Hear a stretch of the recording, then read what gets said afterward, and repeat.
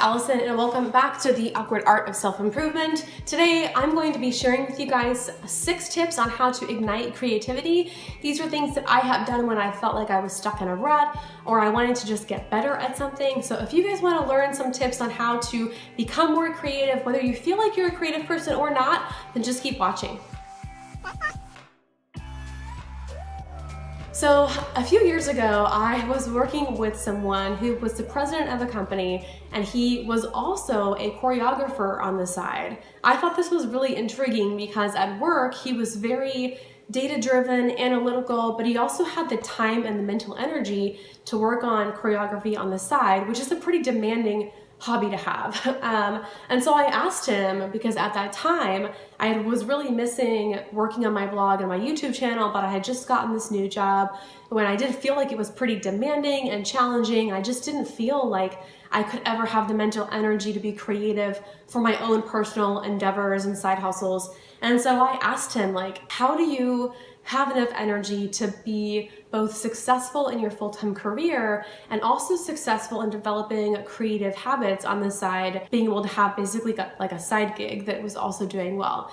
And he said that there was a book that he read by Twyla Tharp, which I will link down below, called, I think it was called The Creative Habit. And he actually gave me the book so I could read it, and I read most of it and I found it really helpful. So some of these tips come from that book, and then some of these tips I've developed over the last couple of years as I've gotten a little bit better at igniting my creativity. The first tip that you need to follow if you want to be more creative is to practice. This looks different depending on what you're trying to be creative with, but generally speaking, it's hard to be creative with something until you have an established way of doing it. So for example, in the book, The Creative Habit, she talks about how she would dance for 2 hours every single morning. And so in order to be able to be creative, she had to really master the art of having an established practice and having a regular routine and just being a really good dancer. At the time, for what this looked like for me was my guitar.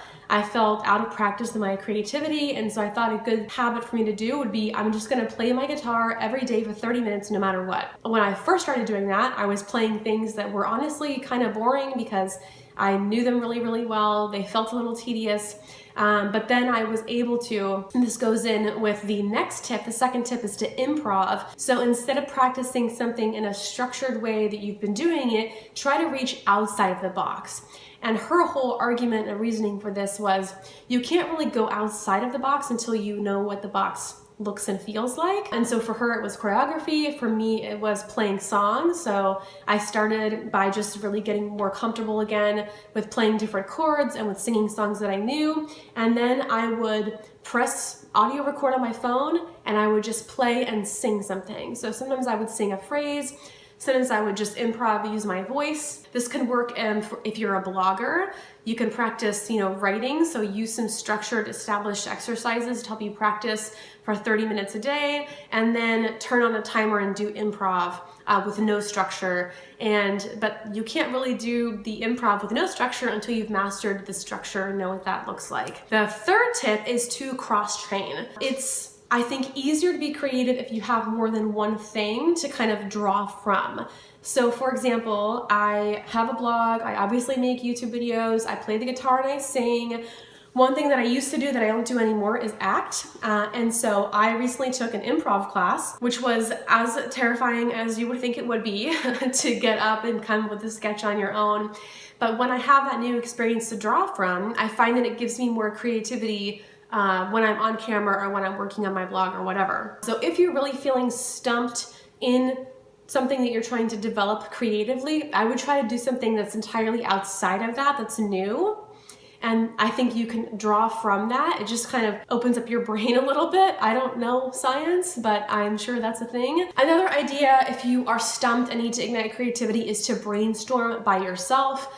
This can be as simple as just writing out a lot of ideas. Another way that you can brainstorm that would be a little more creative and visual is to cut out pictures from magazines. So I tend to do this for vision boarding, but you can do it for brainstorming as well. If you're lacking on ideas, just start cutting out pictures and seeing what you're drawn to and what's maybe applicable to whatever it is that you're working on. But find ways to brainstorm on your own, which leads to another way to ignite creativity, which is to brainstorm with other people.